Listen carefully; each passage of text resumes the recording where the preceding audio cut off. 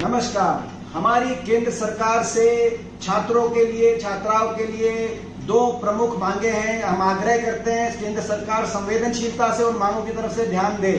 Number एक, 20 लाख करोड़ का आपने पैकेज अर्थव्यवस्था को उभारने के लिए दिया। अभी तक किसी वर्ग के पास उस पैकेज का कोई लाभ नहीं पहुंचा है। पहले उसमें छात्रों और छात्राओं का भी आप ख्याल रखिए। पिछले 6 महीने की जो फीस है, चाहे वो कॉलेज के स्टूडेंट्स हैं चाहे स्कूल के स्टूडेंट्स हैं, उसमें कुछ ना कुछ राहत छात्र और छात्राओं को अवश्य मिले। ये हमारी पहली मांग है। दूसरी मांग, जैसे पूरे विश्व के अंदर अमेरिका के सर्वश्रेष्ठ विश्वविद्यालयों से लेकर यूरोप के विश्वविद्यालयों तक इस वर्ष हर पूरे विश्व के अंदर छात्रों को कॉलेज सेमेस्टर जहां सिस्टम लागू है, वहां पर या तो इंटरनल्स के आधार पे या कोई असाइनमेंट देकर या उनके पुराने जितने सेमेस्टर्स हैं उनके अंकों के आधार पर प्रमोट करने का, पास करने का एक नीति हर यूनिवर्सिटी लेके आई। हर पूरे दुनिया के अंदर इसको लागू किया गया।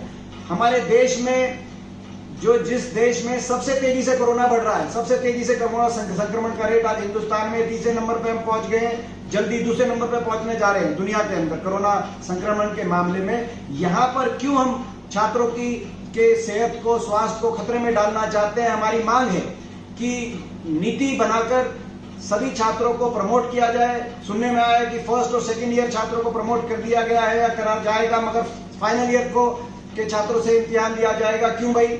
क्या उनकी सेहत का उनको प्यारी नहीं है?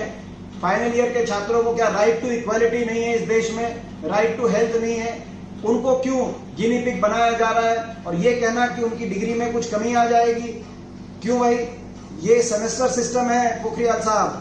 इस सेमेस्टर सिस्टम में सारे सेमेस्टर बराबर होते हैं। फर्स्ट ईयर के एक सेमेस्टर में आपने राहत दी, उनको भी 500 अंक की राहत है, 500 अंक में राहत है। ऐसे ही फाइनल ईयर में अगर आप राहत देंगे तो 500 अंक का ही होता है जो फाइनल इम्तिहान होता है कॉलेज में। कोई उस इम्तिहान के हिसाब से जो है कोई अलग कोई उनकी डिग्री में प्रभाव नहीं पड़ता, उतना ही पड़ता है जितना किसी भी सेमेस्टर के अंकों का पड़ता है। तो मेरे पुरजोर मांग है कि इस सब की निराधार बातों को छोड़िए, छात्रों को योजनाबद्ध तरीके से नीतिगत फैसला लेकर आप प्रमोट करने का काम करिए। उनके रिकॉर्ड को देखते हुए उस आधार पर, ताकि वो अपने भविष्य को लेकर जितनी भी शंकाएं, जितने प्रश्न चिन्ह हैं, उन पे पूर्ण विराम लग सके। मैं अपनी ओर से अंत में एनएसयूआई को बहुत बहुत बधाई देता हूं। एनएसयूआई ने जिस प्रकार से इस आंदोलन का नेतृत्व किया है, राष्ट्रीय नेतृत्व सब की बात हो, हरियाणा के नेतृत्व की बात हो, राजस्थान की बात हो, पंजाब की बात हो, दिल्ली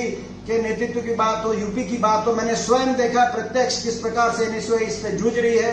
मेरी बहुत बहुत शुभकामनाएं और पूर्ण समर्थन एनएसयूआई की इस मांग को और इस मांग को लेके उठाए गए इस आंदोलन को।